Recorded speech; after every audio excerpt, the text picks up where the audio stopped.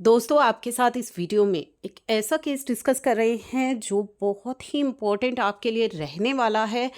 और ये जो रूलिंग आई है ये कैलकाटा हाई कोर्ट की है in case of Suncraft Energy Private Limited. I am sure आप सभी के लिए काफ़ी इंपॉर्टेंट होगा क्योंकि आप इस तरह का इशू जो है फेस कर रहे होंगे। कोर्ट ने यहाँ पे एड्रेस किया है issue of denial of ITC to the recipient.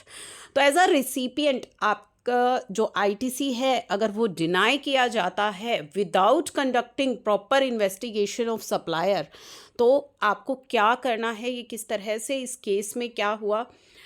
The ruling emphasized the need of thorough examination of supplier action before reversing ITC claim. तो यहाँ पे इस रूलिंग में जो है ये बताया गया कि कितनी नीड है कि आप सप्लायर का थोरो एग्जामिनेशन करें before reversing the ITC of recipient.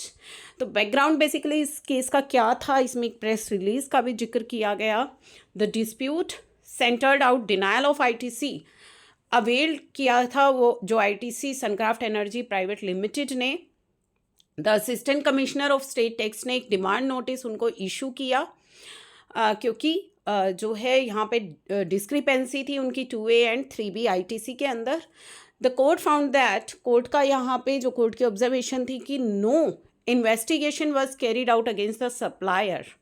Supplier के लिए जो है यहाँ पे कोई किसी तरह का कोई एक्शन नहीं लिया गया सप्लायर के अगेंस्ट, और ना ही सप्लायर की कोई इन्वेस्टिगेशन की गई। तो कोर्ट का वर्डिक्ट था कि डिमांड नोटिस जो कि इशू आपने किया है सनक्राफ्ट एनर्जी को for reversing the ITC could not be sustained without proper inquiry into supplier action.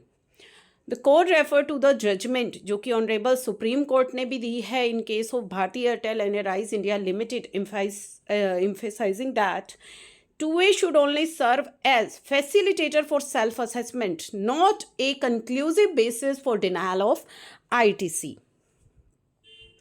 तो चलिए यहाँ पे जो court stated that before directing recipient to reverse the ITC and remit the amount to the government, the tax authority must investigate the action of supplier. तो उसका ITC reverse करने से पहले आपको सप्लायर की इन्वेस्टिगेशन करनी होगी। ओनली इन एक्सेप्शनल केसेस, कुछ एक्सेप्शनल केसेस जो हैं उसमें आप जो है रिवर्स कर सकते हैं, जैसे कि कोल्यूजन हो बिटवीन रिसिपिएंट एंड सप्लायर में, या सप्लायर एब्सेंस है और क्लोजर ऑफ बिजनेस, तो can proceed be initiated against the recipient. तो इन केसेस में आप जो है रिसिपिएंट के अगेंस्ट प्रोसीडिंग कर सकते हैं, एक्शन ले सकते हैं। अदरवाइज प्रॉपर इन्वेस्टिगेशन किए बिना सप्लायर की आप रिसिपिएंट का आईटीसी रिवर्स नहीं कर सकते।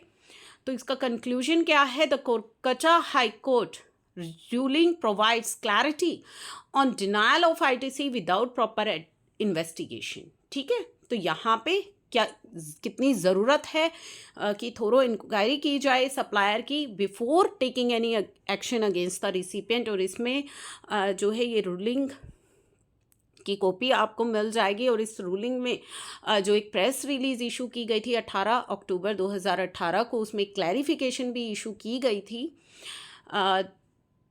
stating that furnishing of outward details inform GST are won by the corresponding supplier and facility to view the same in 2A by the recipient is in the nature of taxpayer facilitation, वो taxpayer की facility के लिए, and does not impact the ability of taxpayer to avail ITC on self-assessment basis in consonance with the provision of section 16. ठीक है, and it has been clarified that कि जो ITC है that can be avail only on the basis of जो reconciliation होती है 2B की and 3B की, that conducted before the due date of filing 3B।